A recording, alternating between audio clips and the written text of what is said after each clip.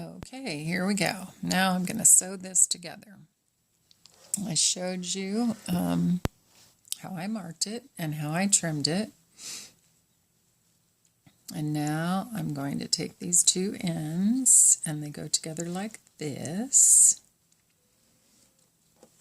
And I pull the quilt so that I can get these ends together. That's why I leave a long tail. So, put these two pieces together so that I'm going to get the side lined up. And this is going to be a little bit bigger of a V than on my regular ones, probably, because of how I folded that over. And I'm going to stick a pin in here to hold it, just because it doesn't want to behave very well because of the folds on it. Okay. I hope you can see, because I can't really sew. Oops, that's in the way, isn't it? Let's see here. There we go. All right. So I'm going to sew this together right down the crease.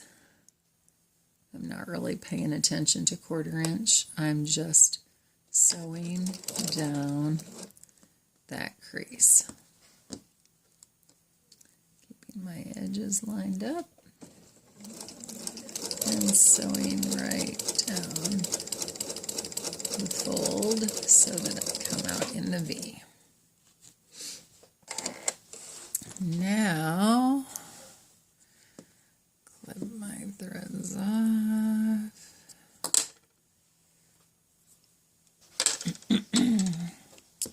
And now, let's see here. Let's get the camera at the right place.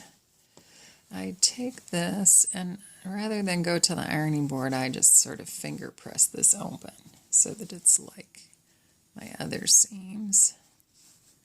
So I finger press the seam open, and then I kind of finger press this, making sure that that stays open in half, the way the rest is done.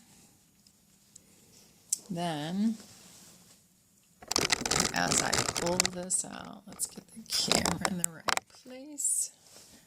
As I straighten this out,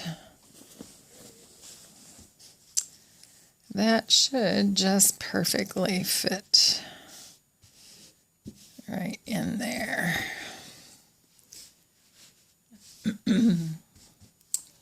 And I usually stick a pin in it just because. Do you see? Let's see. Alrighty. And then I just stitch the rest of that binding down. Not sure that I really need to leave the camera run for that. Maybe I'll pause. Let's see that.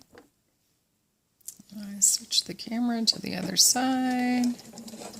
And you're just barely getting the foot in there.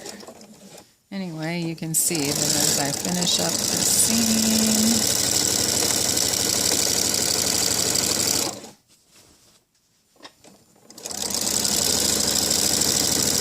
everything fits together perfectly. That's the end.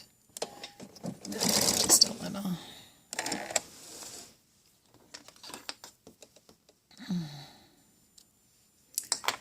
And that seam doesn't look any different than the other seams. This is the last seam.